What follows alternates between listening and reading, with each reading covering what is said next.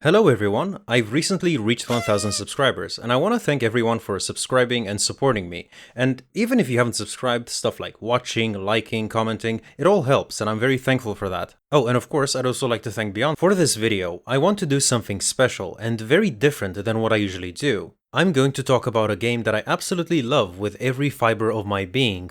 I am going to talk about Outer Wilds.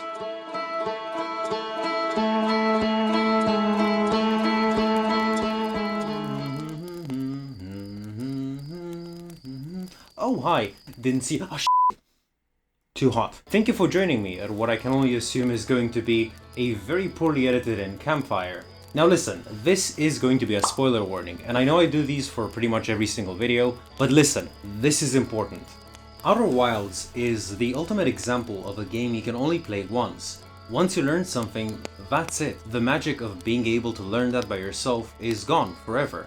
And just as well, there are so many small things that are there to surprise you, make you sad, happy, excited, and you can only experience this once. So what I'm trying to say is that you could be doing yourself a huge disservice by listening to this sort of video rather than playing it by yourself. Like if I were to be able to choose one thing you'd have to trust me in, this would be it. Go play Outer Wilds. I'm going to start this video essay with a very simple question. Is there a game you love so much that it has stuck with you for years on end? Back when I was much younger, I used to fangirl a lot over the Assassin's Creed series, which sounds wild to say out loud nowadays. I mean, it's a historically accurate game that focuses on a conspiracy-filled conflict between two factions across time. What more do you want? They won an award for the writing at the Canadian Video Game Awards that year, beating out other games like Assassin's Creed Revelations and Warhammer 40,000 Space Marine. Wow, what stiff competition! But as time went on and I got introduced to more games, varied opinions, and the reality of game making, I found this question harder to answer. That all changed in January of 2022. There is this one game that I have mentioned in passing, and always in very vague terms as to avoid saying much of anything about it. This is how I think most of us are introduced to Outer Wilds. You have an acquaintance that, weirdly, can't say anything about it, but really promises that it's worth your time. I've just been told by a couple different people to play Outer Wilds. You're like, hey, you should play this game, you would like it, it's crazy, it's funky, and it's one of those things where you gotta go in completely blind without any knowledge about the game whatsoever.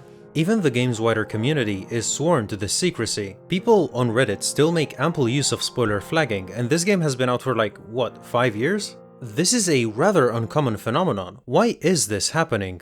To answer this question, we need to go all the way back to 2013-ish. A student at the University of Southern California School of Cinematic Arts presented his master thesis for his degree in fine arts. This paper investigated a radically different game design philosophy that focused solely on one thing: knowledge. The title of this thesis was Outer Wilds, a game of curiosity-driven space exploration, and it featured observations on how players would interact with a very early version of the game. What was in this early version, we don't fully know, but it very much did what the actual game does now, to capture the spirit of real-world space exploration in an interactive experience. It featured the time loop, an ancient species and their scattered story throughout a small solar system, documenting their efforts to find something older than the universe itself. Essentially, they looked at this small bit in Legend of Zelda Wind Waker where you're told of a place and where it is, but you're otherwise not explicitly told to go there. The game capitalizes on your own sense of curiosity to investigate this lead.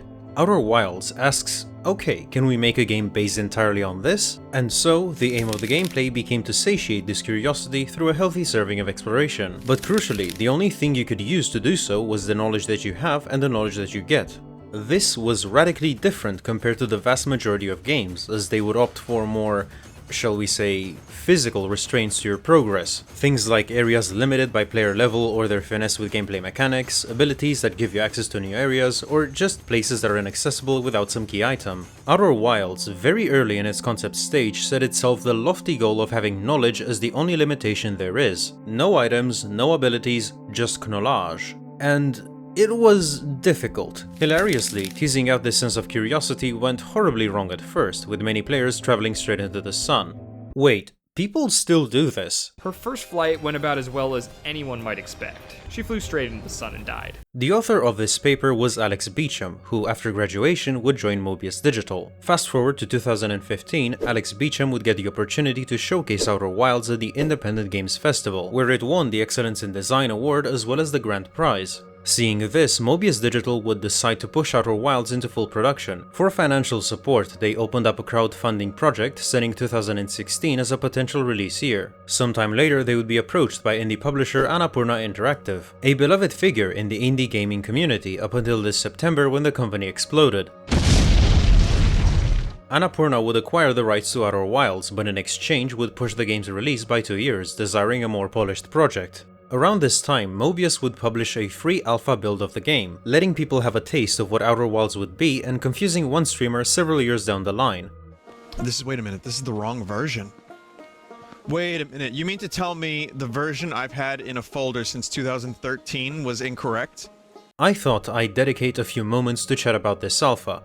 I mean, look, you're watching a YouTube essay, we both know it takes more than 10 minutes to get to the point. This is the Outer Wilds alpha, and what is actually quite surprising is that a lot of stuff that is in this alpha made it to the full release. The unique mechanics of nearly each planet are identical down to exactly how they work in the final product. You also have quantum mechanics, the vessel, the idea that this alien race tried to find the eye through a probe, distant solar systems exploding. This is not just proof of a solid direction in terms of what the story would go on to be, but also proof of concept. The fact that these mechanics were so interesting and their bearings on gameplay so unique and the times intense that the quirks of all of these planets made it to the final product pretty much one-on-one. Well, except for Dark Bramble, but let's be honest, no one likes Dark Bramble, no matter the form it takes.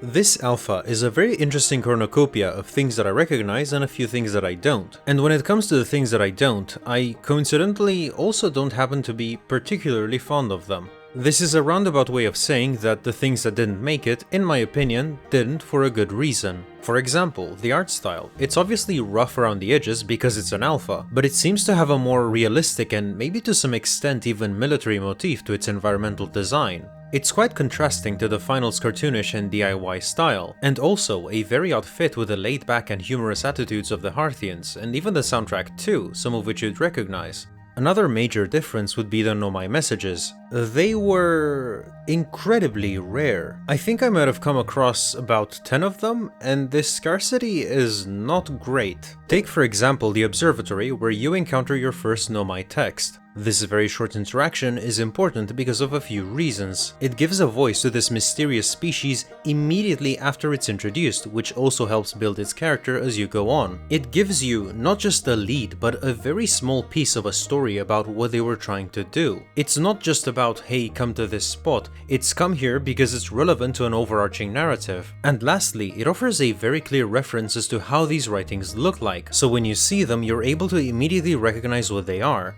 Now, let's look at them in the alpha. In the observatory, you can find the Stone Codex, and that's kind of it. It doesn't say anything. At most, the text explains that it's a recipe for cactus soup, which is good for a laugh, but it doesn't give you any lead on the wider narrative revolving this species. You also don't get to see how this writing is represented when interactable. You do get to see some symbols if you look closely, which is a good detail, but it's unlikely that you'd instinctively notice their writing. Their scarcity also makes the Nomai story feel a lot more separate and somewhat sporadic, while making the puzzles much harder since you'd hardly if ever get a hint of how things work. It's just not that great, but it makes me appreciate the final product so much more. The environmental design and writing are two factors that would eventually stand out, and must have been in no way small undertakings. It's genuinely amazing how the issues I've had playing the alpha I've never had with a finished game. This shows a deeper and more nuanced understanding of game design combined with the mechanics they created, perhaps triggered by Annapurna's request to deliver a higher quality experience. Oh, and also the supernova was fucking hysterical.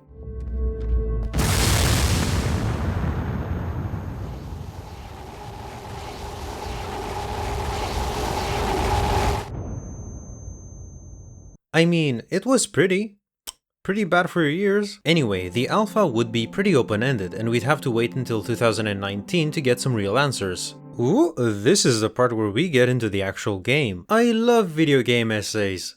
Now, in the spirit of not being able to replay Outer Wilds and seeking other people's blind playthroughs, I have messaged a few fellow content creators for permissions to use their footage for reading and other such stuff. Credits will be given on screen and in the description. Naturally, not everyone has answered my message, and those who haven't shall be destroyed. But I will feature smaller bits of gameplay from them because they have some really good moments that sometimes help illustrate what I mean, and I think we could all use more entertaining playthroughs to check out. So grab your launch codes, put on your spacesuit, and punch that red button to subscribe. No, not that one.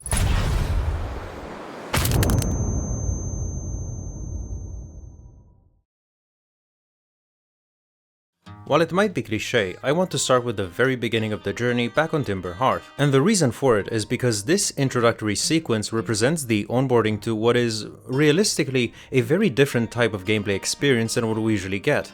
Onboardings are important. They set up expectations, they communicate how you play, and they introduce the world itself. We have these in every game. It's your tutorial section with press square to attack and someone telling you to seek left. Now, I think Outer Wilds has an exquisite onboarding experience, not because it hides the fact that it's one big tutorial, I think most of us are able to tell that, but because it goes out of its way to adapt the idea of an onboarding to its complex systems and open exploration. From your very first steps into the Hearthian village, the music swells and the environmental design hits you. This is why I said I wasn't a fan of it in the alpha. It is so cozy and relaxing, and the DIY aesthetic conveys character immediately. In fact, on the subject of character, let's talk about the Hearthians and the world building they contribute to. One of the most noteworthy qualities of the writing is that so many of these characters have a few lines to them but have palpable character. I'm not gonna talk about everyone, but the kids for example mock the adults. We wanted to play hide and seek, but Moraine wouldn't let us borrow their signal scope because it's really delicate and not supposed to be thrown around like that. Tuff works in the mines and is deathly afraid of space, which is ironic because they work in a low-gravity environment and the rocks resemble the stars. Then you have Forfy, who talks about the diet of the Hearthians in response to you mocking their wine. Our hardy hunter-gatherer lifestyle stems from trial and error, by which I mean our ancestors survived eating a lot of bad things. Or Rutal, who complains about the constant fires in the village caused by the space program and the easygoing character of the Hearthians. All I know is between the space program and Mika's model rockets, things seem to burn to the ground around here more than they used to. These last two are actually brilliant writing-wise. Games tend to build their world with exposition that is more often than not quite obvious and somewhat robotic. Here, however, it's not just exposition, it's given alongside a humorous response that humanizes these characters. On the subject of exposition, actually, there is a small tangent I want to go off on. I think one thing that showcases quality writing is how the game provides context from its characters to you personally through the main character. What do I mean by this? There is this game, Werewolf the Apocalypse Earthblood. The Hills Have Eyes Part 2, the remix. Now, I want to clarify that I am not in under any circumstances recommending this game. It's quite shit. But there is this one piece of dialogue that has somehow stuck with me. So, at the start, the main character has to rescue his wife, and this guy here needs to remind you that he is his wife's brother, to which I imagine the main character responds with, "Oh my god, I can't believe I forgot." What happens here is that the game has to lay the groundwork for the relationships between these characters, but it does so poorly. This guy obviously knows his wife's brother, but the writers couldn't find a good way to send this information across. Basically, it's as if he talks to you rather than the character he's talking to. By contrast, in Outer Wilds, your first task will be to find the observatory. The character you play as has lived in that village since forever, so they'd obviously know where the observatory is. But what's critical is that you don't. Here's what happens when you ask Gneiss where the observatory is. Where's the observatory? It's a question like that what make us worried about you going to space on your own, you know? Do you see the difference? Gneiss conveys information through your character, not directly to you. I know this sounds pedantic, but this is a good indicator of quality writing because the interaction is made to be believable. Apart from that, there is also one small and subtle thing the game does with its dialogue that makes these conversations feel oddly organic despite there being no voice acting whatsoever. It's something that actually became all the more noticeable as I was playing the alpha. Like, I was talking to these characters, but something felt off despite some of these lines being the exact same text used in the full release. Do you see the difference? Here, the text is shown immediately all at once, while here, it's progressively revealed, as if you're being talked to. I know it sounds insane given how small of a touch it is, but it does make a huge difference, and it's not like that's all it does. Sometimes there are slight pauses because a character has a speech impediment. It just takes a long time to go away. Or they refer to things with different intonations, or they straight up shout at you.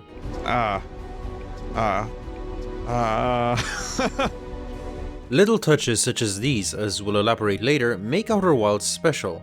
Now, this is all done for a clear reason. If the writing in a game strikes you as witty, you are far more likely to pay attention to it, and because the game keeps these dialogues short, talking to everyone doesn't feel like a chore. So now that the game has your attention, it cleverly starts throwing tidbits of mysteries your way. The current in Giant's Deep, an object that crashed into Timber Hearth, the disappearance of Feldspar, or, if you have been paying attention, a conundrum. Why can you hear the harmonica from two places?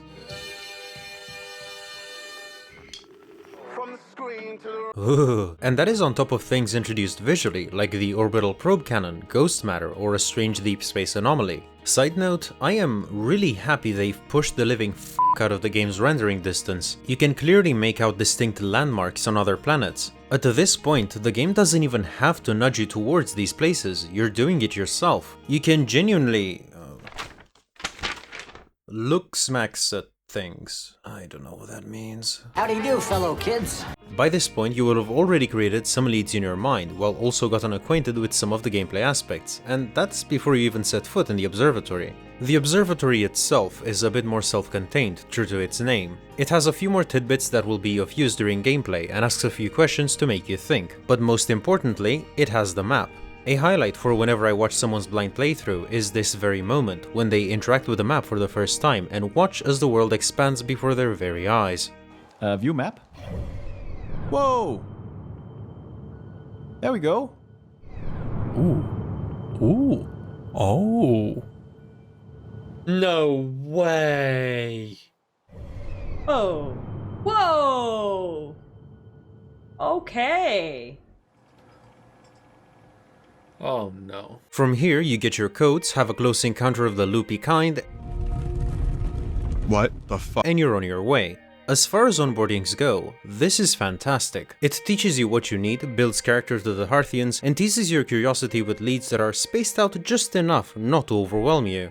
In fact, another subtle thing the game does to your benefit is not to overplay your launch. You see, while it is cause for celebration, the writing is nuanced enough not to cause you any undue anxiety. Like, yeah, it is important, but you should go out there and have fun. That's why you read stuff like this.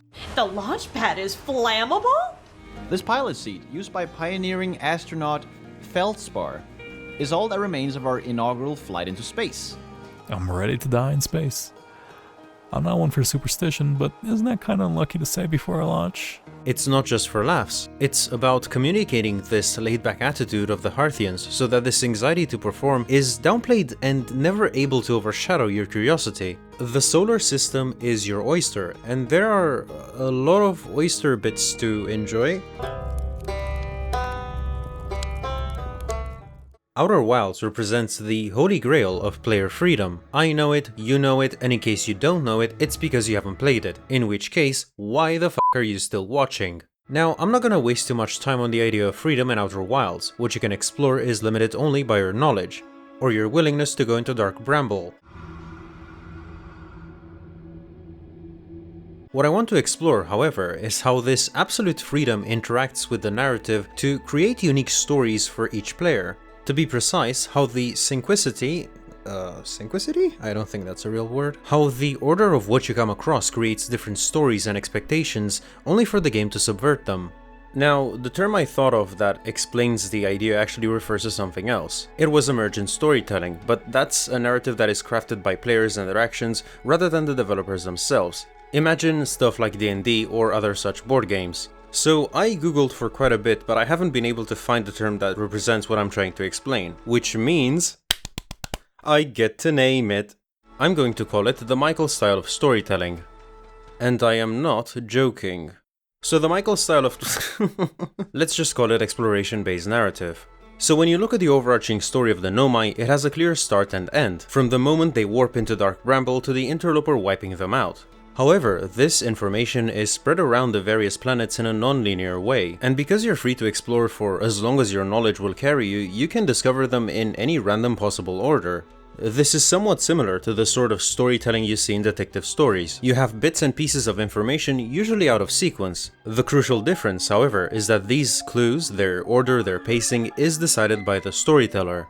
In Outer Wilds, it's decided solely by your exploration. Thus, agency over freedom can transform into this interesting case of agency over story. And it's also the sort of story we can't help but interact with by formulating theories, and this actually ties back with the idea of detective stories. You see, mystery fiction in general has a certain allure whereby we can't help but interact with the mystery it shows. Essentially, we are human, and we want this gratification that comes with being right. So what we do is that we try to go out of our way and figure out or guess what's going on before it's revealed. It's the sort of thing you feel when watching the hit Netflix series Dark. You start figuring out that these adults are time travelers because they look like their younger selves, and then you start putting the story together and, oh no, what do you mean? Es gibt eine zweite Welt. You see the supernova, you theorize. You see the time loop, you theorize. It's what makes experiences such as these enjoyable, because you don't just have the reveal of what's actually happened. It's a build-up of theories that either results in gratification because you were right, or a subversion of expectations because you weren't. And the thing is that the game plays heavily into it. It plants these little seeds that influence your theories here and there, like you find out that the orbital probe cannon broke because of the use of excessive power, and then you talk to Gabbro and they say the following.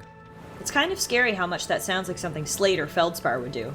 Now you know Slate is back on Timber Hearth, but you haven't found Feldspar. You'd think that he's done something because the game nudges you in that direction. You might theorize that he is in the probe that launches, or that he even might be connected to the third mask instead of Ash Twin.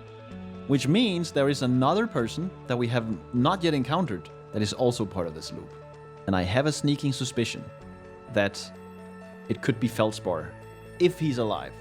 If you found Feldspar, then the question remains, who or what activated the orbital probe? Who is connected to the third mask? Then you have the Nomai, who all seem to have passed away suddenly. You see them in beds, hanging around, teaching in schools. They all passed away collectively and unexpectedly, and then you encounter this piece of text.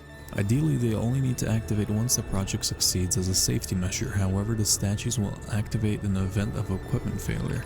If anything goes wrong with the Ash Twin project, the statues and their masks will make us aware of the situation and enable us to fix it. Otherwise, it would be possible for us to remain permanently unaware of the problem. I hadn't thought of that, what a profoundly horrific fate that would be. You're inclined to believe that something must have gone terribly wrong, especially with the sun exploding every 22 minutes, until, of course, you discover that this is purposeful. I almost can't comprehend this is being suggested seriously. The purpose of the Sun Station goes against every standard we hold ourselves to and everything we believe in as a species. If we fail, and the probability of this is not insignificant, we will without question destroy ourselves, and all life here, and the rest of the star system. I wish to protect these species. The potential annihilation of an entire star system is too severe a cost. We shouldn't build the Sun Station, no matter how badly we want the knowledge that comes with it. This is where I feel that the game's most ambitious subversion is set up. What commonly happens here is that players start to think that they could stop the cycle by going to the Sun Station, saving everyone and ending the game. And oh boy, you're in for a roller coaster of emotions once you actually reach the Sun Station. Approximate time until Sun Station destroyed. Oh, that's not good. Please, no, I just got here! 1 hour later. What happened? Did the station not fire? It fired Yarrow, but it failed. The sun barely responded. There were infinitesimally small surface level changes, but they were barely visible, even to the third eye. The sun station is useless. It will never, and could never, cause the sun to explode.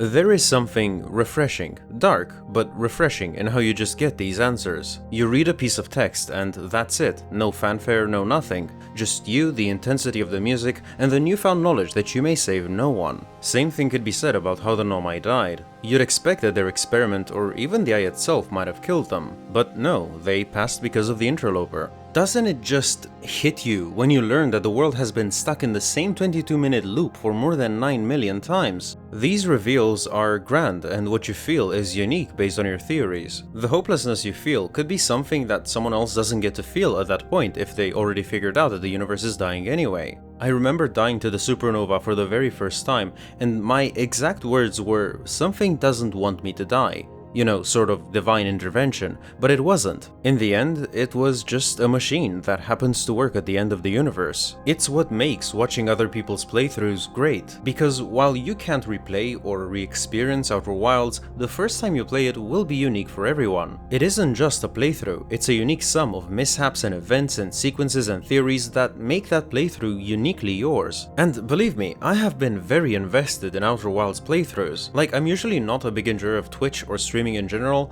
not because I have something against it, it's just not my type of content, but I have watched streams specifically of Outer Wilds. That's just how intense my need to relive something I cannot relive has been with this game, and it will keep being like that until we manufacture Alzheimer's. Also, since we are on the subject of blind playthroughs, a huge shout out to the Ellis YouTube channel. They make condensed edited playthroughs of various content creators playing Outer Wilds and a few other games as well. I've watched a lot of their edits, their channel is really worth checking out, and you can find it in the description. The effects of this unique narrative design is why I think it's often hard to pinpoint what we feel the game is about. It's funny, it's exciting, it's scary, it's hopeless, it's existential. It is fascinating how you can have this cute interaction with a Hearthian child. I hope there's still ghost matter in the village when I'm grown up. Ghost matter is awesome! And then you come back after a few hours only to realize they are never gonna grow old. It's bleak at times, shamelessly so. I mean, you find the remains of children, but it's all obfuscated by humorous writing that tries to make the existential horror of space just that much more tenable.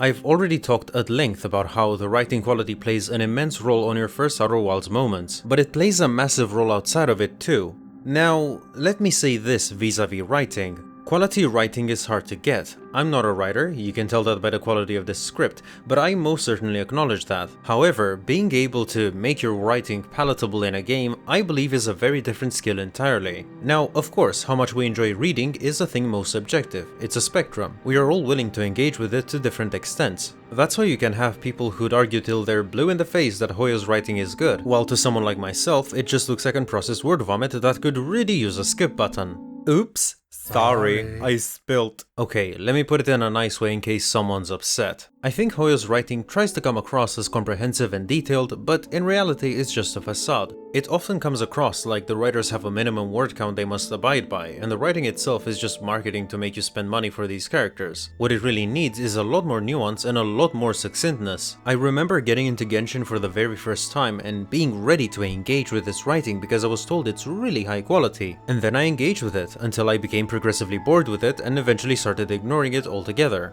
Something like this would be a complete failure for Outer Wilds, as the writing is instrumental to its gameplay. This is why I'm of the opinion that its writing is very smart. It's short, but to the point, which makes it very easy to consume and doesn't make you unwilling to seek it out. Any piece of text gives you a clue or something funny to read, or provides small bits of context that humanize these characters. But most importantly, you can never say that it's too much. It's never overwhelming, it's just enough to intrigue you.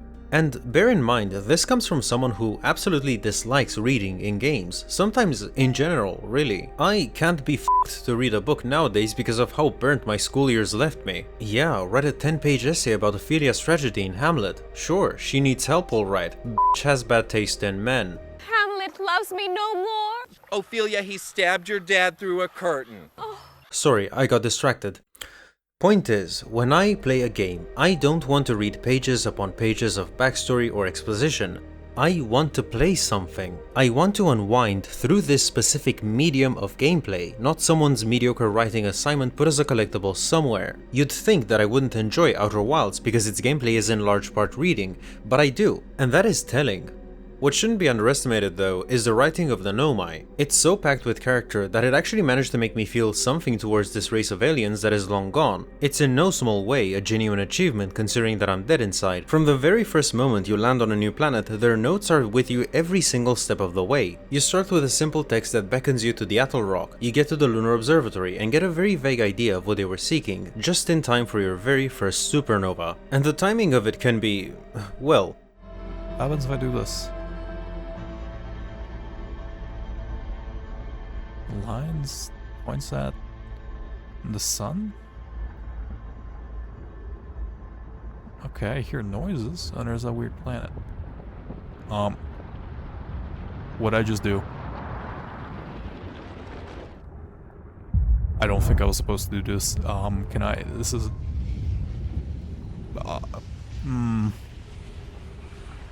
That's a supernova. No? Why am I trying to run from a supernova? That doesn't make any sense. So then you head to Brittle Hollow to follow the observatory-related string of clues. You find the escape pod, their first settlement, and here's where the first and I'd say only explosion of lore happens. In this space, the Nomai documented what brought them to the solar system. This knowledge is too dear to lose. Here's everything we can recall about the signal we encountered while aboard the vessel. The signal was older than the universe itself. This is the most significant detail. Oh, is that what that symbol is? No Nomai clan has ever encountered anything like it. How can anything in this universe be older than the universe itself? Imagine what rare and profound knowledge it might offer. We must find the eye of the universe. As well as what happened to them. I can't understand, why did the vessel crash in that place? Was the vessel unwell in some way?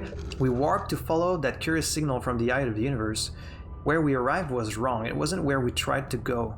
I like what happens here. The game is very fast to reveal some of the mysteries it just set up. What were they searching for? A signal older than the universe itself. It drew them to this system. They crashed here and they were stranded, and the signal cannot be heard anymore. As you arrive to this place, you don't just get to find out something they knew, you find out everything they knew about this grand mystery. This is a crucial distinction, because the game puts you, vaguely relatively speaking, on equal footing with the Nomai. As they discover something, you follow in their footsteps and make the same discoveries for yourself. The Nomai, in a metaphorical sense, become this presence alongside you that evolves in knowledge as you do. For example, you will inevitably fall into the black hole, and you find out that this could have happened to any Nomai, so they built a warp station and a receiver. You read about how these work, and just like that, their knowledge about these mechanisms is transferred to you. And the nice thing is that they're not cryptic at all, they're pretty clear about what they mean. In the same vein, you find the time anomaly, or read about it because numbers hard, and follow the Nomai where they investigated this phenomenon. These are discoveries that the Nomai made thousands of years ago, and rediscovering them is gratifying because in some small way, they become yours as well. What I also think deserves a highlight is the process of humanizing the Nomai. Returning to their first settlement on Brittle Hollow and the vessel murals, you find several messages hidden about. My brother wasn't in escape pod 1 with us. Was he in 2 or 3? Was he able to board an escape pod at all? We sacrificed too much arriving here. I will not allow our clan's greatest loss to be in vain. Is the hardest part of this tragedy not knowing who we may have lost, or will the hardest part come later when we learn? Be well, Aunt Melore. This is what makes the characterization of the Nomai spot on. Things don't just happen to them and that's it. They react to these events, they have something interesting to say, much like any real group of sentient beings would. The crash happened hundreds of thousands of years ago, but you get to read the reactions of these survivors as if it just happened. We can hear the other escape pod's distress signals, which gives me hope. Foldy, are you still here? I'm unsure how to survive in this place without you. I'm unsure how to be me without you.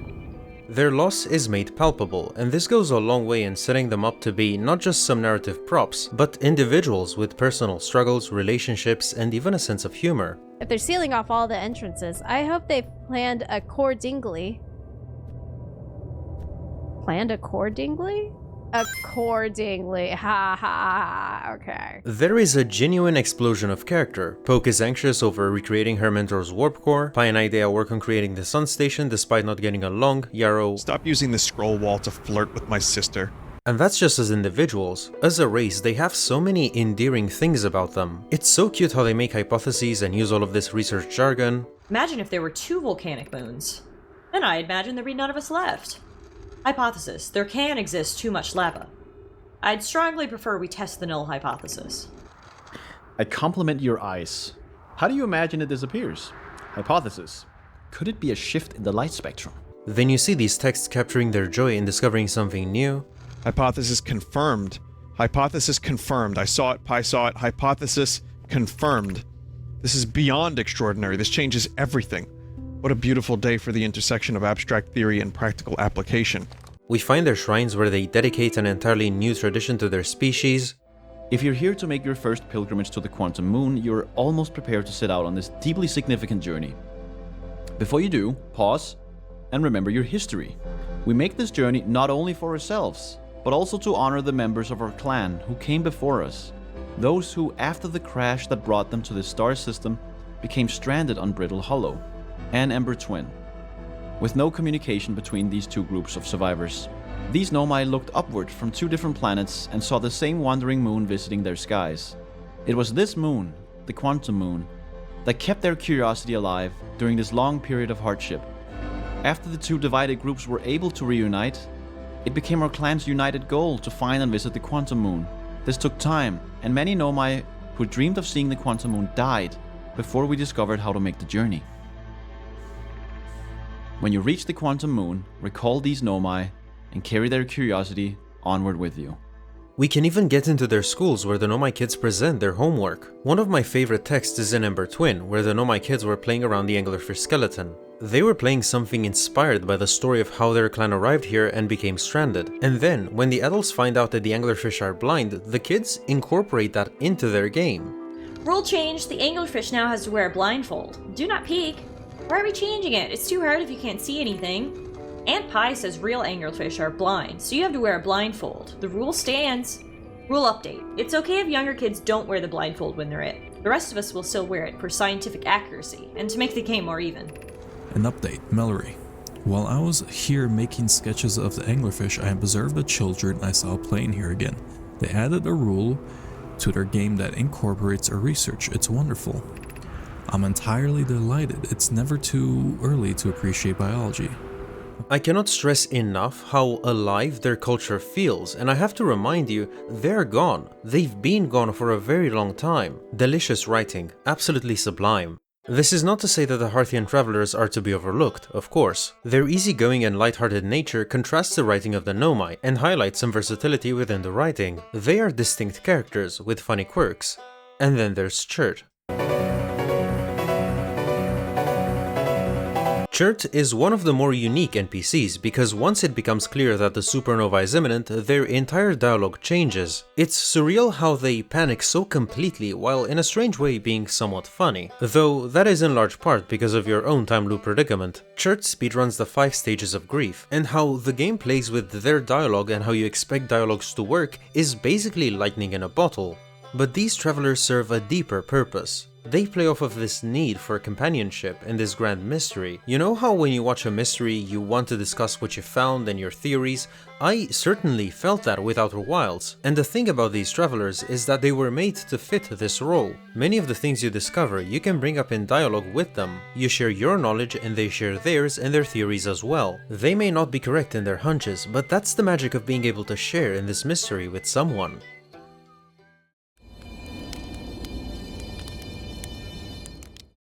Puzzles, puzzles, puzzles. I think that when we contemplate the idea of puzzles in games, we either imagine mindlessly easy stuff or things that tend to be insanely cryptic. Then of course you tend to have the sort of puzzles that you can't solve that way. It's a real dichotomy. From recent memory, I'd say I quite like the Resident Evil puzzles. It's fun to explore, it's fun to inspect items, and the answer comes across instinctively, but they do tend to be on the obvious side. The puzzles of Outer Wilds, however, redefine my expectations. And I have genuinely no idea where to fucking start.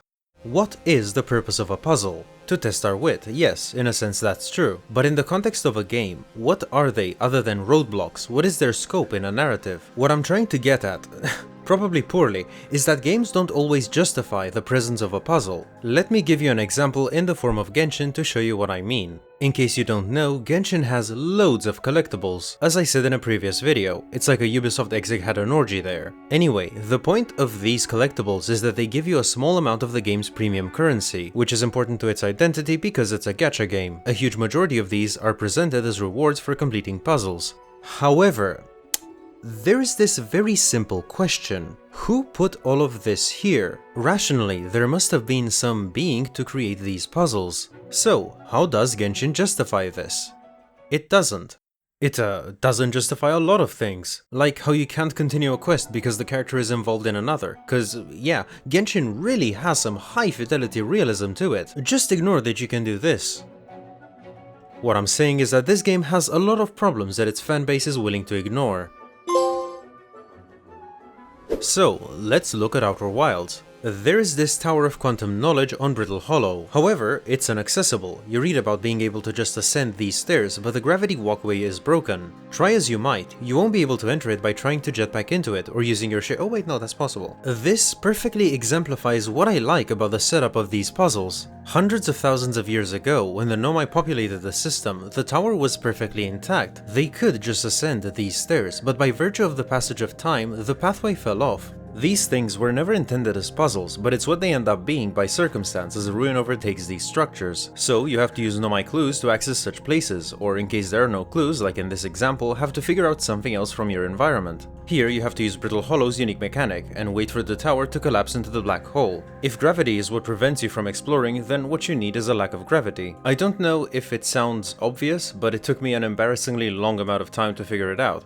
And this sort of example is one of many. There's many places you can't get into because the door doesn't open from this side, so you have to use your sense of exploration or knowledge of mechanics. You can't get to the top of the hanging city because the pathway collapsed, but once you learn what this is and how it works, because you will have seen them on every planet, you'll know that there's a warping device somewhere that brings you there. Same with the sun station. That means that you don't have to try and land on it, which is genuinely difficult. I don't think Joe will be able to land on the sun station without establishing an orbit first. You listen here, okay? There's the nerd way and the cool way, and that's the nerd way. We're doing it the cool. But here's the thing. You can land on it. This is one of the few cases where you don't have to follow the game's intended path to get there. The same can also be said about Giant's Deep's core. Double possessives are such a weird thing to say out loud. If you crash into the planet with enough speed, you can actually break through the current. This, again, is the sort of thing that is very rare in Outer Wilds, but it's like the game respects your tenacity in experimenting new things. There's a certain feeling of satisfaction when you figure out a puzzle, but it's a distinct feeling entirely to be able to do it in another way. Outer Wilds understands that. It stands completely against the issue of you're not supposed to solve it that way. And side note, the game has a very different approach to trophies too. When I finished the game after God knows how many hours, I had only one trophy. You know, it's that sort of game. Trophies are reserved for really special things like the Sun Station and Giant's Deep examples, but you also have quirky things like landing the model ship on the moon, or even throwing it into the sun, or hearing the Traveler's instruments all at once, or even tearing the Wait, what?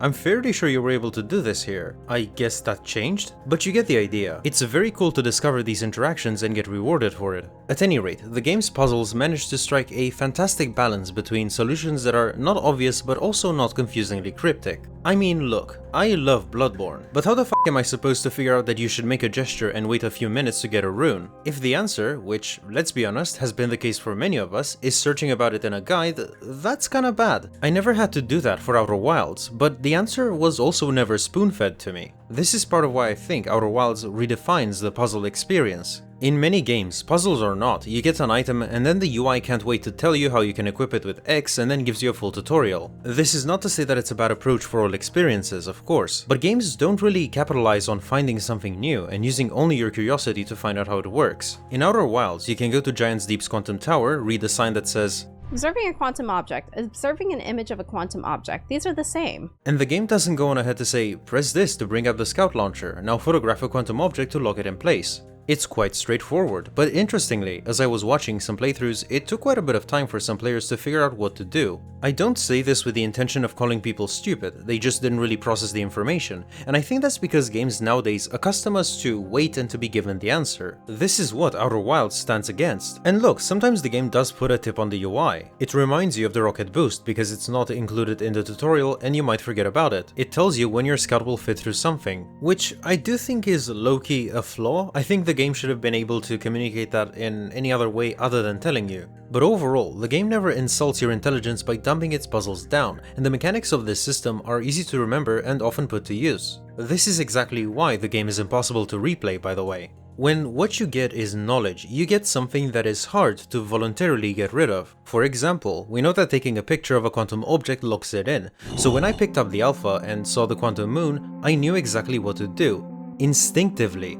That's just how deep knowledge goes. Just as well, the philosophy of where things are hidden is very well crafted. You know this feeling when you get into a hard to reach place and miss something important because it's hidden behind something like a table, and then you have to go back all over again? It invokes a lot of fatigue that Outer Wilds wanted to avoid. So they crafted this environment where the places with things for you to find are a lot more detailed as to draw you in, and the clues of interest are never really hidden. There is a lot of focus on making sure you don't have to look through every small thing, and that goes a long way in alleviating the fatigue of searching. In fact, it even let the devs hide some things better and control for when you find these out, like the shortcuts to the Nomai cities. Because the game trains you not to look under every nook and cranny, it's unlikely you would find them unless you're exiting the cities.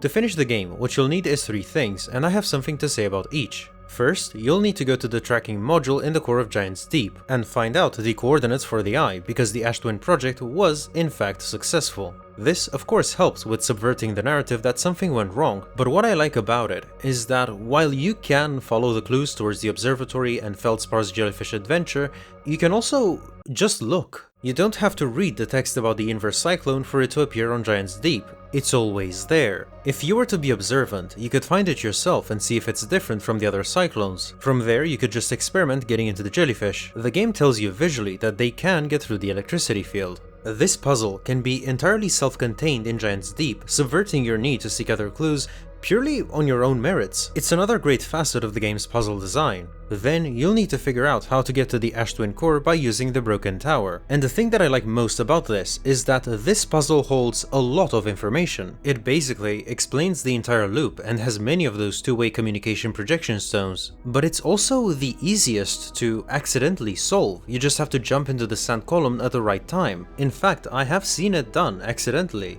The crux of this puzzle is you assuming that it doesn't work. It's a very unique approach design-wise. It might be the only puzzle that does this in the entire game. Because the tower is broken and the activation point is between the twins, you will always be lifted right before you would warp. So you'll have to challenge this assumption. You'll find that the Timberhearth Warp Tower is still active despite its broken ceiling, or you'll find a message in the Sun Station Warp Tower stating that the other towers are still active. You might think that this unique approach is rather flimsy, but despite there being a small few who'd get into the ATP accidentally, I found that it's most commonly the last thing solved in a playthrough. Against all odds, this design is quite successful, and there is something I respect in having this much trust over a puzzle where there is enough of a plausible possibility of solving it unintentionally. It's what's at the heart of the game's puzzle design: curiosity and experimentation. Then lastly, of course, we have the dreaded Dark Bramble. Now the Bramble is quite special as a planet. It's unique, as all planets are, but it's also a very pronounced shift towards horror. And this is proper terrifying. Horror in space is so much worse because the threat can come from literally any angle. What I'm trying to say is that I really don't like this place. It's the sort of place that really tests your tenacity with a scout and signal scope while being downright dangerous because of the anglerfish. You won't stay in here alive for long if you don't know what you're doing. Like, you'd bet that no one would be able to find the vessel on their first try.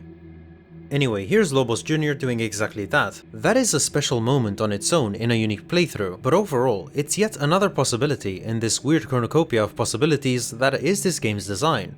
Is this bad? Did I skip ahead? Now, to finish Outer Wilds, you of course don't just have to find these 3 things. You have to take the warp core, put it in the vessel, and then go to the coordinates of the eye. And honestly, the atmosphere becomes insane. Because you take the warp core, the time loop becomes inactive. If you die, you die. And let me remind you, you must go into Dark Bramble next. I was replaying Outer Wilds for footage because I obviously wasn't recording myself back when I originally played it, and let me tell you, I was still very nervous doing this part. Go, Gadget, get me the f out of here, rockets! At any rate, the game doesn't delete your progress if you die, but even so, it's able to command palpable fear and anxiety. Your next destination will be the Eye, but before we get to it, I want to talk about what makes Outer Wilds a labor of genuine love and care.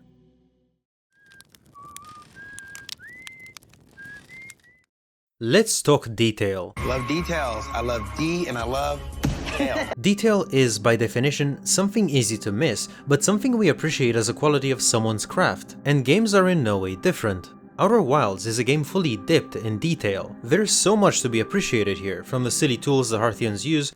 Is that a Hearthian spork? And another one! And this one's got a carabiner! To the small fishes also having 4 eyes. Oh, so there are fish. Oh, the fish have 4 eyes too. Oh, that's a funny detail. To traveling Timber Heart's underground tunnel system and finding Hearthian trash, it's a lot, and then you have the Nomai. How many of you have noticed these small toys? Are these children's toys? That's a Mobius strip. That's like a one-sided multi-dimensional object, right? I do love this like glimpse into their culture. They are shuttles, Mobius strips, things that show how Nomai children have an innate appreciation for scientific things, just like we saw in their game back at the anglerfish fossil. Their writing is also very different. Nomai kids have a more disorganized writing style compared to the adults, much in the same way we do as humans. It's by no means an integral detail, but a fun thing about it is that it implies some character development. Some of the adults grew up in this system, and you can find their writings back when they were kids. I think the most noteworthy one would be Solanum. Solanum? Solanum. Really? She grew up in this system, and you can find her notes on Ember Twin. I don't know why everyone says the Eye is important. They say it brought us to this solar system, but is that good? Dad told me lots of Nomai died when our clan came here. What if the Eye isn't something good? What if the Eye wanted that to happen? This is pretty unique. She's the only Nomai to really question the Eye, and when we encounter her notes as an adult in Brittle Hollow, we get to see how her beliefs changed. I no longer believe, as I did as a child on Ember Twin, that the Eye of the Universe, the source of the signal, wishes to harm us, but it may not want to be found either. In fact, the Eye may not have wishes at all. We have no evidence supporting this. The terrible circumstances of our arrival here were almost certainly exactly that, circumstance. I suspect imagining we are special to the Eye in some way is wishful thinking. The Eye might have called out to any sentient species. Or it might not have been calling out at all, and that my ancestors heard the Eye's signal holds no great deep meaning. This wouldn't be so bad, I think. She fully realized her character, just in time for her journey to the Quantum Moon, where she would die because of the interloper. I am here! After watching it wander the skies for so long, I'm about to stand, for the first time, on the Quantum Moon. As expected, my shuttle has landed at the moon's south pole. I will make the remainder of my journey on foot. We don't know why the Quantum Moon always welcomes its visitors at the South Pole, just that this is true. As a child, I considered such unknowns sinister. Now, though, I understand they bear no ill will. The universe is, and we are. I am ready. With a ruined civilization and a species gone for hundreds of thousands of years, Outer Wilds manages to do something few games do successfully. Creating a genuine bond with a character is something that I think is genuinely difficult to do in writing. But once you add the dimensions of a different species and one that has passed long ago, you're giving yourself a really hard challenge in making something resonant with the players. Outer Wilds' success in doing that is proof of superior writing. The sound design is also another important element, and I was a bit apprehensive broaching this subject. I am not a sound designer or really that knowledgeable. At most I can say whether I feel it's done vaguely well or vaguely bad. But what convinced me to talk about it is simply the bearings it has on making Outer Wilds a surprisingly physical experience. Now, I always find it a bit silly to talk about a game being a physical experience. I mean, we're simply sitting in front of a screen with a controller in one hand and a strong hard cocktail in the other. But if you've played Outer Wilds, the fantastic sound design is undeniable. I'm not talking about the soundtracks here, although it's rather obvious how fantastic they are, and how well executed the moments they kick in are. I am talking about simple moments when you walk around just to be thrown off by a crashing meteor. So I can't really be mad. or when you get stuck in Ember Twin and brace yourself for what follows. This is the worst way yet. Oh!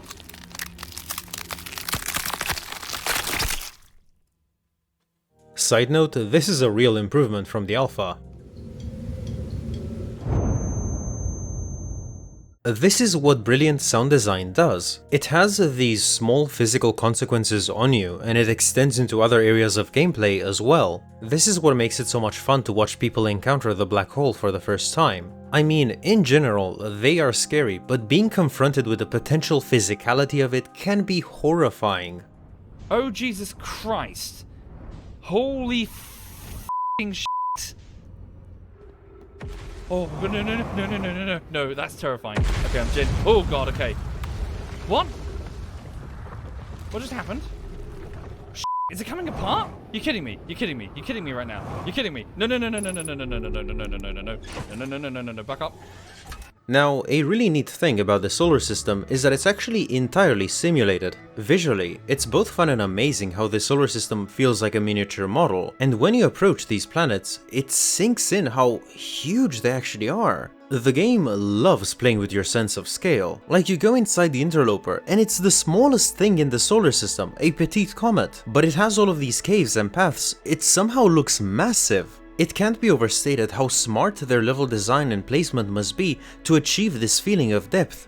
Anyway, these planets don't just move on a preset axis. These are genuine calculations the game makes to imitate the solar system. The exhibit inside the observatory is correct. There are several objects pulling you with their gravity. That's why when you're out in space, you're never truly stationary. In fact, I haven't touched on the game's space travel mechanics yet, which is kind of an oversight on my side. Space travel in Outer Wilds is very different compared to most games, because they wanted to make it as realistic as possible. In space, there is no friction, so once you get going, you will keep on going. You can affect your route via thrusters or just by crashing into something, but there's otherwise no velocity falloff. This is refreshingly faithful to the realism of space. Most games aim for as much responsiveness as possible, so ships just stop and turn in ways that are physically impossible.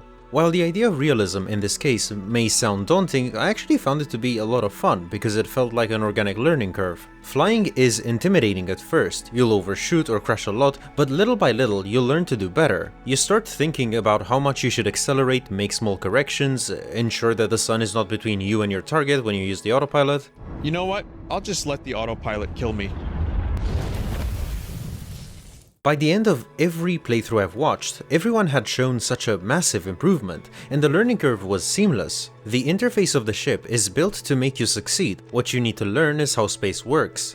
This already shows a deep level of dedication towards the physics of space, but there is so much more. The interloper has two tails, a dust and an ion tail, black and white holes feature a visual effect that matches their gravitational effect, and of course you have all of the quantum business. If you'd tell me that someone with a degree in astrophysics worked on this game, I'd believe you. Hell, Hartian names are based on rocks and Nomai names are based on plants. I think it's quite impossible to appreciate the full extent of detail. How many of you have noticed that the ship log retains clues because it uses the same Nomai technology utilized for the loop? Even now, when I was recording footage, I noticed new things. I saw fossils deep in Ember Twin, I noticed how the Nomai signs representing numbers match their writing if you zoom in enough. If you reroute power to the lab, the city will indeed have no electricity. This last one, I know it's quite obvious, but games rarely try to achieve this level of fidelity.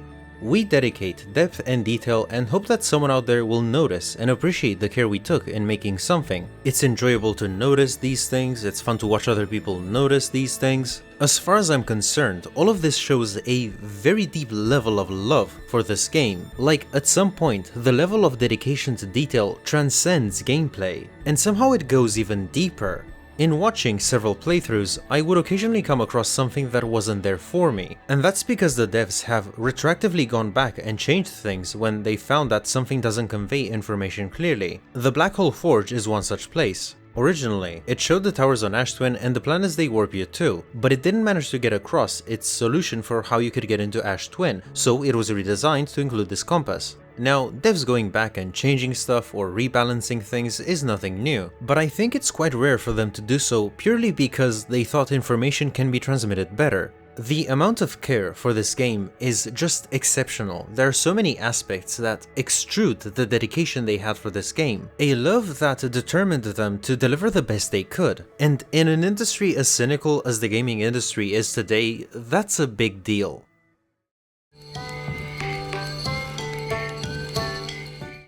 So here we are, the end of our journey. You arrive at the vessel at the Eye, and the view is truly majestic. The Eye is huge and imposing. You can see your solar system in the distance for a few more minutes, the quantum moon, and... I wonder what this is. Don't look at the length of the video. Now, the ending sequence of the game struck me as a bit video gamey. This is not to say that it's not scary, beautiful, and deeply emotional. Watching as each of the last solar systems in the universe go out is deeply depressing, as you're left as the only living being alive. At least in this world. It's easy to get emotional at this point. It's sinking in that this really is the end. I was talking to everyone and telling them not to start yet because I wanted to squeeze the game out just a little bit more. I really wasn't ready for this experience to be over. But back when I did play it, I was very confused. How does all of this fit in? Why are we back at the observatory? What is this forest all about? Why do we meet the travelers again?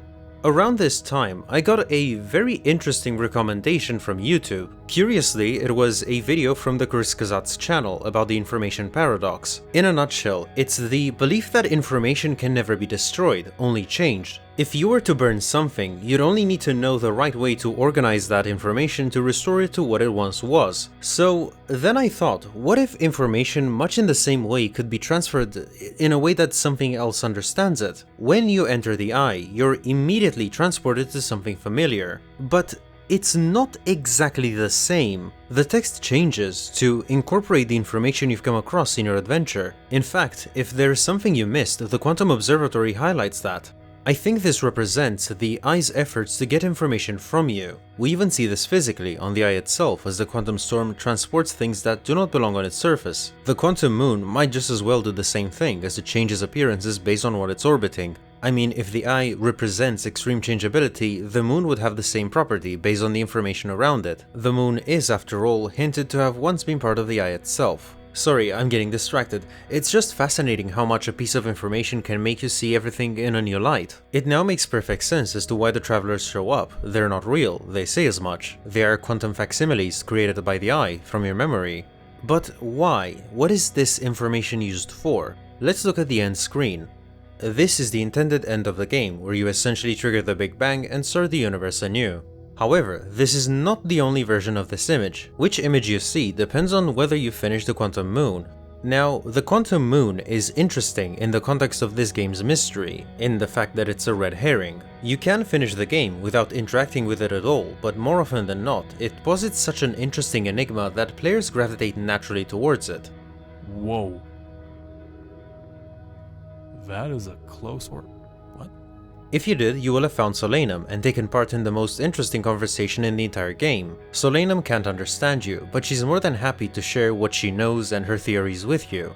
It's a very special encounter, the end of a build-up of you following this species throughout the system, an encounter that would otherwise be impossible were it not for the unique circumstances both of you are in.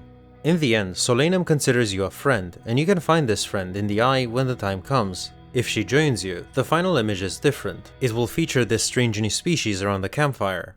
The Eye of the Universe is part of a self-replicating system. It uses the memory of any sentient being that enters it to create a new universe. It's a cycle that has happened countless times before, and it's really fun with this new perspective to look and notice new things. For example, the Dark Bramble seems to be an organism that has evolved to be robust enough to persist through these cycles. It's a planet-destroying plant that sends its seeds into space, trying to spread. It has the ideal characteristics to encounter a species that would eventually look for the Eye. I mean, from our perspective, it's not just a terrifying place, it's a direct threat to the Hearthians because one of its seeds is already latched onto Timber Hearth. Everything about it is meant to stay in your mind, so much so that you even encounter an anglerfish inside the Eye, and it is quite possible that in this new universe it will come to exist eventually.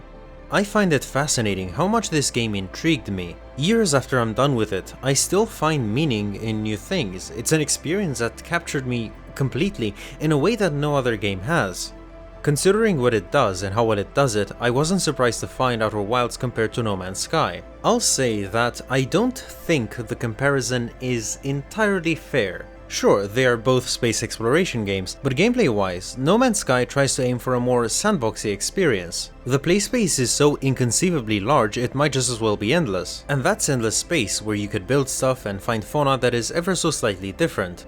That being said, to get real here, I did not need 18 quintillion generated planets. I needed only one handcrafted solar system to make me feel something. Outer Wilds definitely did that. Both times I reached the ending nearly 3 years ago, I got very emotional. I felt a lot of things in my playthrough, and those feelings exploded here at the end in a way few of us can explain. I don't know if it was the end of the journey, the music, the characters, the newfound perspective on the end of the universe, but I was impacted sentimentally. And that, in my book, is huge. Now, this would be where our journey would end. But there's one more thing. Let's talk about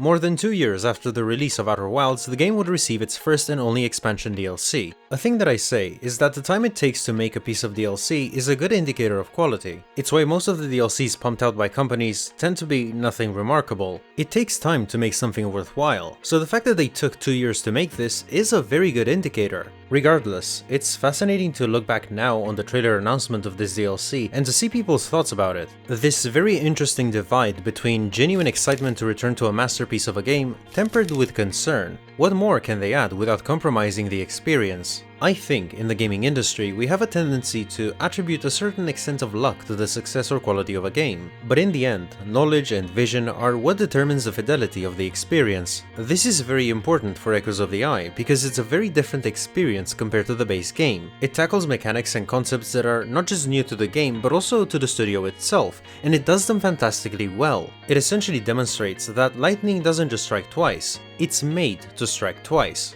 Your DLC adventure will start with a new exhibit in the observatory, which brings you to the radio tower on Timber Hearth. Here you'll find the very first images taken of your solar system, but one of the images shows an anomaly. That doesn't... yeah. Who's that? They have spoons on them. Who is that? Now, the puzzle here is to get to the deep space satellite and wait until it reaches the right angle of elevation, which reveals a mysterious object. And here's something that I really like. You see, this object, as we all should know, something spoilers, is a long abandoned ship that has been in the same spot since even before the Nomai arrived, which raises a very interesting question. How is it possible that no one found it? Well, the simple answer is angle. When you look at the solar system, all planets are consistently on the same axis plane. The only exceptions are the moons, but they don't go too far from the planets themselves. Before building the warp towers and receivers, the Nomai had only their shuttles. They were operated from the gravity cannons, which crucially are on the horizontal axes of these planets. No matter how much the planet spins, the cannons will always be on the same axis, and the shuttle itself will always be launched on the same horizontal plane. All of this makes sense, of course. If they needed a handy way to get to each planet, it would be for the most part useless to change angles. Cleverly, the devs set up the right circumstances to justify the ship remaining undiscovered, and because it uses a stealth field, it's also plausible that none of the travelers happened to cross it. That being said, it's not impossible. Back when I played it, I did randomly find it. It's just that when I entered its field, I entered it from the sunward side while looking at the sun. I basically saw everything disappear for a split second and shit myself, and before I knew it, I was out and confused. What is that? What the f*** is this? Is it a black hole? Oh f***, what the f*** is this?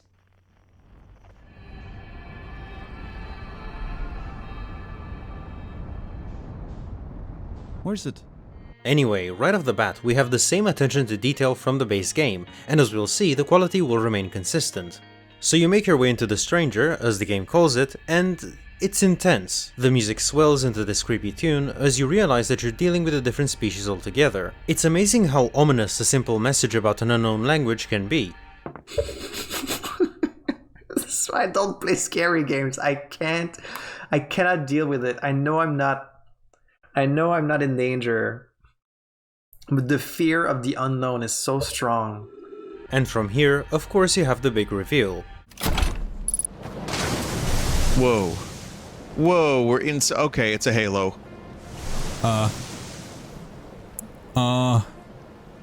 It's a ring world? This is not what I was expecting. What the... I have no words. Holy The Stranger, much like every place you've been to, is very different than what you've experienced before. It's a beautiful ring world, affected in its own unique way by the time loop, and packed with new discoveries. I'd say that it even holds a candle to the base game's length, really, but what exactly is going on here? Soon enough, you'll come across the slide reels, and it becomes very clear that this DLC communicates information differently to you. While the Nomai express themselves through text, this species doesn't. Fun fact, you can talk to Hal about this new language in the observatory, and they make it very clear that you'll have no way to translate it in this 22-minute loop. Hal, can you help me translate this new alien language I found? A new language? Yes, absolutely, stars above, you bet I can! Just give me, let's call it 100 samples, some form of epigraphical codex, and 6 months, and I should have the vague gist of it, of the sort of graphemes this new language is working with. Gosh, I can't wait to get started. This changes a lot. You don't just have the inherent difference between these visual mediums, but the slide reels don't focus on individuals, they're just dramatizations of these events, so character work is a lot more limited.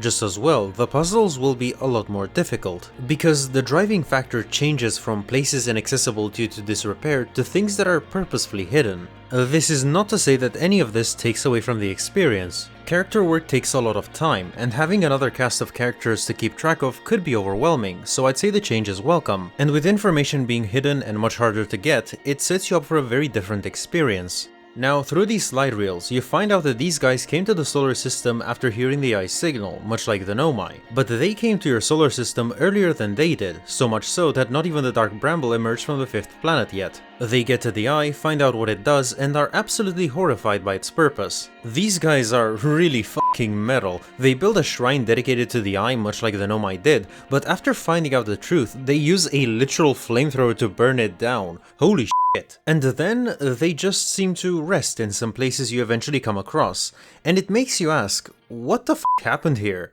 There are several pieces to this mystery. Why did they not return home? Did they do something to the eye? Why are they all dead in what seems to be a scary suicide ritual? And, naturally, what did they lock in the vault?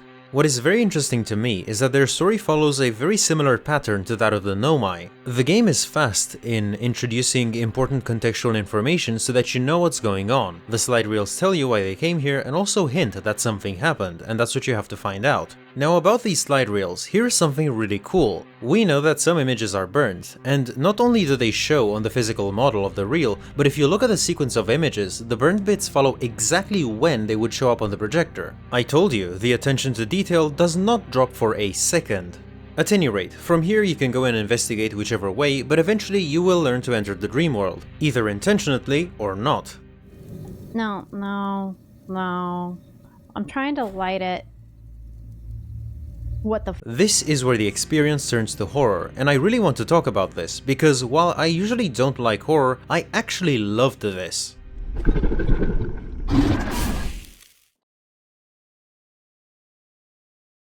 When we think horror, I think our minds usually veer off to jump scares and other such cheap tricks that permeate the genre. I know it's the reason I don't interact with horror experiences much. Now, I think everyone is familiar with this warning, and I both like and dislike this. In terms of accessibility, this is great for people who are generally adverse to horror, but would still want to delve into this DLC. On the other hand though, it unintuitively spoils a facet of its gameplay, or at worst it makes you expect horror where there is none.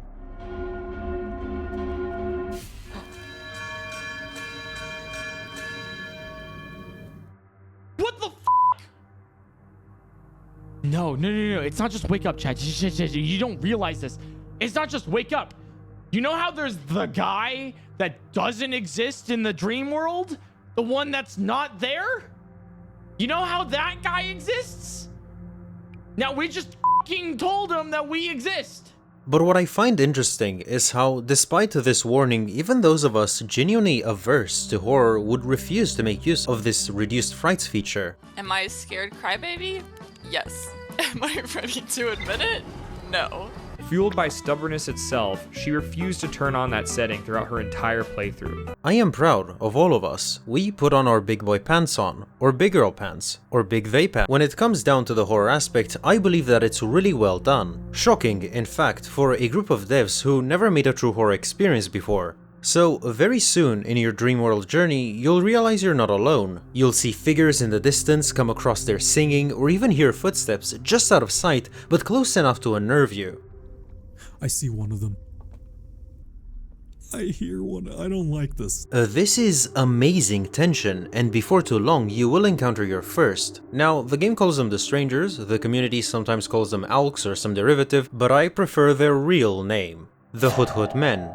Mechanically, they are exquisite. When you shine your light on them, they look back, and you can see that they approach you cautiously with their lights off. Naturally, this is very creepy, but it also makes sense. The Hut Hut Men have been stuck in this dream for, frankly, a really long time. They could have easily gone for a million years without encountering anything else. So, as much as you're afraid of them, they are also very afraid of you. This is a very interesting nuance to show in their behavior, because it explains why they wait in the dark and approach you with their lights off, which also gives you the opportunity to evade them, as they'll have to find you again with their light. This is a crucial component of what makes this aspect of horror well executed. The fact that it feels like you're on equal footing. It makes any encounter intense, because you can never be too sure where either you or your pursuer is. There's this one memory that I remember vividly. I was in the Starlight Cove's lower levels, and I was pursued by one of the Hut Hut Men. I reached one of those dead-end rooms, and having nowhere to go, I decided to hide in this corner and turn off my light. I was literally freaking out, expecting them to find me and jump from the dark, but they came into the room, tried to find me by scanning it a bit, and then left. It was so intense, so cinematic, and it all happened seamlessly, unscripted. I haven't even tried replicating it, because, frankly, they still scare me. But those seconds were the most amazing moments I experienced in a horror game ever. This is what makes Outer Wilds, in a perhaps strange way, a journey of self-discovery. I never really knew what my ideal horror experience would be, having this limited level of familiarity with the genre, but this game helped me discover that. And again, I do have to stress, they never made a fully fledged horror experience before. It's statistically impossible to get it so right, even if your past experience was making a dark Bramble. The vision and design at play here are undeniable. The deep knowledge you must have to counterbalance the lack of experience is nothing short of shocking. I'm so sorry. I'm so sorry. I didn't mean to. I'm sure many of you have such moments, especially because at some points you will have to make use of some subterfuge and move the Hut Hut Men out of the way. It's a process of discovery that will put you against them, and you will have to confront your fears. Or do you?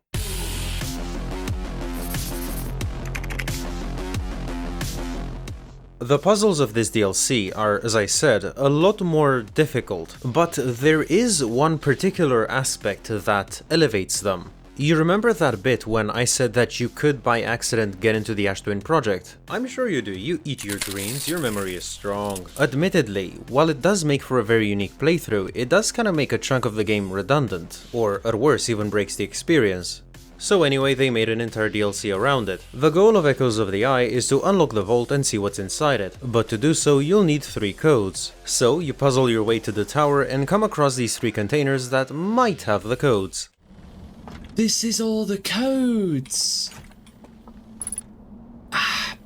Damn it. Okay, so they are not really here, but following this string of clues, you'll eventually reach the hidden archives. Here is where you find the... You son of a... So, you don't actually get to find the codes. This is not to say that they don't exist, more on that later. But along the full slide reels, you also find reels curiously documenting some glitches. And here's where you find out that you're not meant to find the codes, you're supposed to break the simulation. It's a delicious subversion of expectations that I have not fully recovered from, but that's not even close to everything.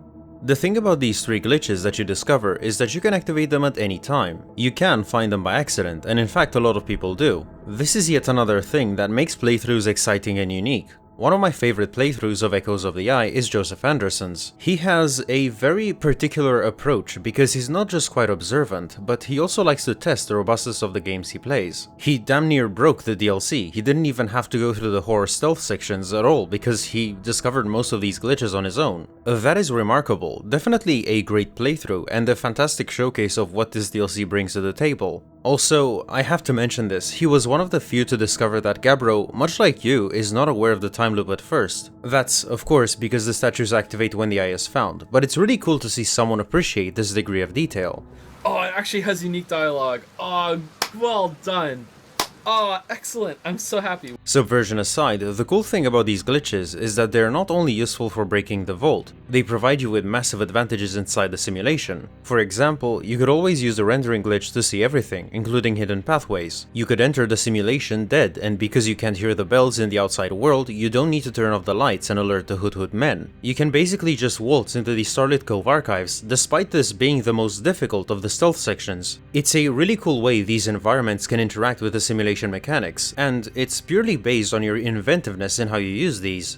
In fact, I'd go as far as to say that this is what I've missed from the quantum puzzles in the base game. Like, learning these rules and using them is cool, but there's just about nowhere else to use them other than the quantum moon. These glitches conceptually iterate on the quantum rules very successfully in my opinion, because they can be used in many more situations. So, in the end, you enter the vault and find out that they locked away one of their own. Now, the signs were there, which is again just delicious detailing. You will have, of course, found a room with an empty spot, and if you're particularly observant, you will have come across and noticed that one of the portraits is damaged. All of the other portraits are fine, despite all that time passing, but this one seems to have been scratched as if out of anger. You can just about make out that it's one of the Hood Hood men that is missing an antler. And you can see this guy in the slide reels as well, but nowhere inside the stranger. I also love the way they approach you when they realize you're not one of the same species, and they proceed to tell you the truth in a way only this species could with another.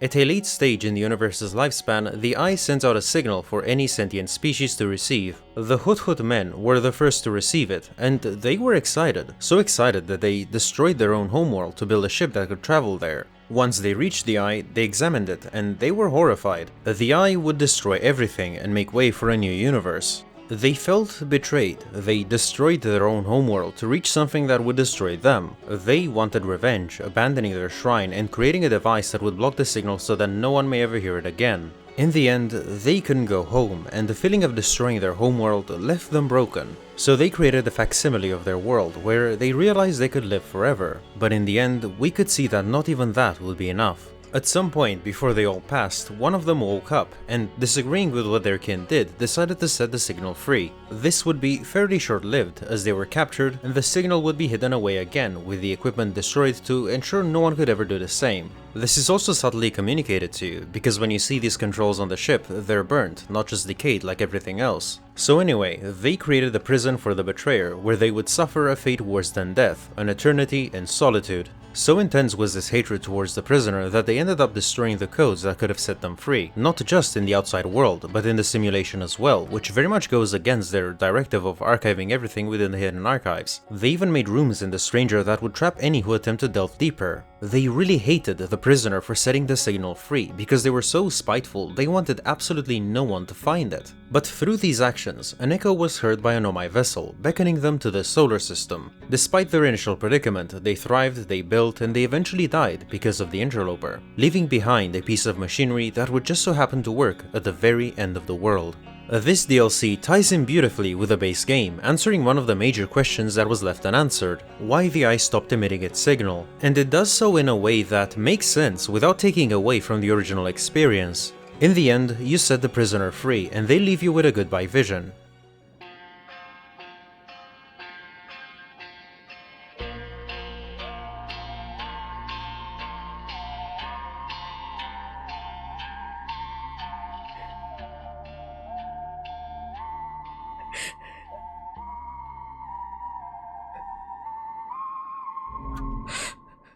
Much in the same way Solanum considered you a friend, the prisoner did the same before entering the water and ending their torment. But as we know, none of this matters as the loop restarts everything all the same. There is only one way to end this, and you go to the Eye and encounter your new friend. When my kind found the Eye and realized what it was capable of, they were terrified. It was too difficult a truth. Like a light too bright to look upon directly, it burned them. What they could not unlearn was hidden away in darkness, obfuscated, then lost. They did not want to see their story end. My kind weren't always like this. We weren't always so afraid. I did what I could to set things right, yet I am still of my kind, and you know now what they did. I cannot promise our fear won't stain your mind. And so a choice. Are you certain you want to remember me? Join us. Let's see what happens. I don't want to repeat my kind's mistakes, but if you're willing to take the risk, then so am I. And from here, the next universe is again ever so slightly changed. Even in this new universe, they can't stop being creepy Now, there's of course a lot more I could talk about here. You can see glimpses of their culture because you have family portraits, everyday objects, and even games, just to name a few. But there are two that I think are exquisite pieces of detailing. So one of the things that you will have noticed straight away is that the stranger is never destroyed by the supernova. You can find out why if you travel to the dam and find the, I guess, control deck. Here you find the schematic showing that the ship is built to identify when the sun goes supernova and starts moving on its own outside the radius. This is all well and good as a gameplay justification of why you have a few more seconds each loop, but I think it's a brilliant piece of characterization for the Hut men. They were so desperate, or perhaps spiteful, to survive that they even prepared for something that would occur hundreds of thousands of years later. It is a bit funny that they didn't account for the dam failing, because it ends up taking offline 2/3 of their population. Ironically, I think the prisoner would end up being the safest individual in the long run. But there's another thing that is even more hidden. It's the hiddenest thing. You see, while evidence of the 3 codes was destroyed, the codes were not. You can't find them, but you do have all the time in the world to try and guess them. This is by far, obviously not the intended way to do this, but since you're not dead, you can return to the outside world, and the vault opens. Like, this serves no purpose whatsoever, but it's such a f***ing cool piece of detail. Wait a second, does this mean you can set the prisoner free and get to the Eye in one run? Oh my god. Oh my god! Alright gang, those of you who are still watching, first of all thanks for still being here. I mean, I have a feeling this video will be quite long. Oh god, it's time to discuss the true end of Outer Wilds. We know you can be alive and free the prisoner. This means that it should be possible to still reach the Ash Twin project and get the core to the vessel. The only downside is that the ending sequence with the prisoner takes quite a bit of time. I was originally intending to do this while going for this trophy, which is about you reaching the Eye on your first loop. It's just that the time constraint is even worse, as you will have not discovered the stranger, so you can't just immediately go to it. You have to wait for the satellite to align. You could try to guess where it roughly is, though that is quite difficult. But what if there is another way? What if you could break time itself?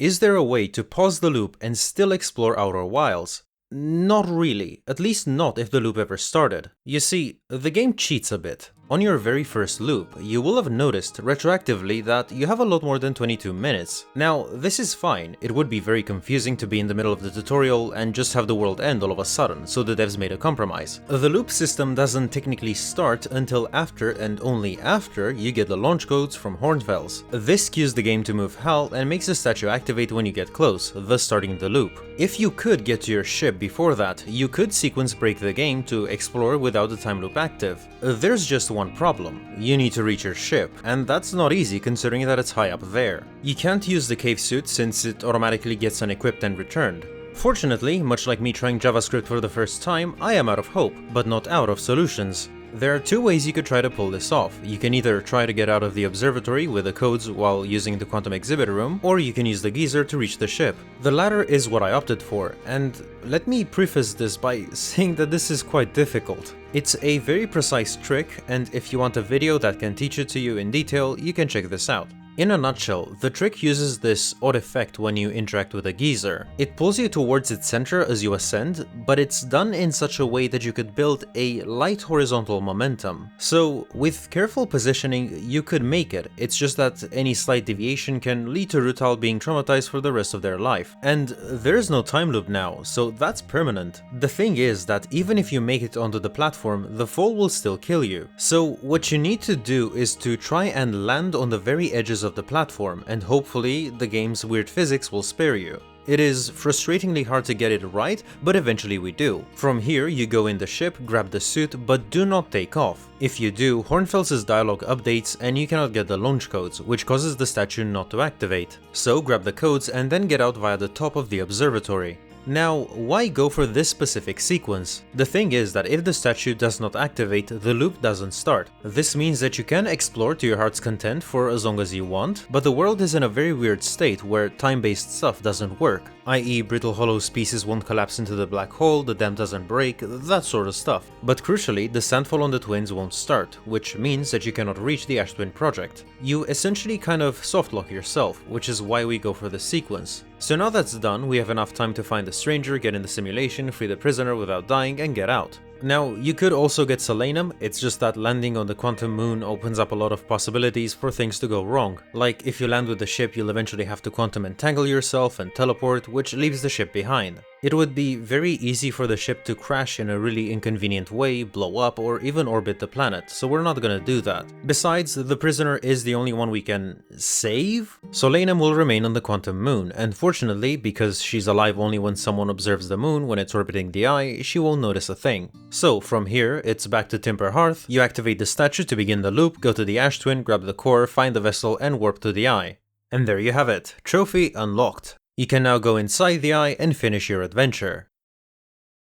What a journey we've had. I think we're ready to move on. Now, this is where the video would conclude, but I realized later that I didn't really talk about what people might perceive as flaws in Outer Wilds, and I thought I might take some time to destroy them with facts and logic. I'm joking, of course, Outer Wilds is not a perfect game. It does come as close to perfection to me, so die you doubting heathen. Alright, I'll stop now. I did, after all, just showcase one such glitch. But other than that, I did of course notice some inconsistencies and oddities, and I thought in the interest of balance and transparency, we might just as well discuss them. The chunks of Brittle Hollow that collapse, for example, to different extents will clip onto other chunks because they stay the same size. It's a futile one. What the f***?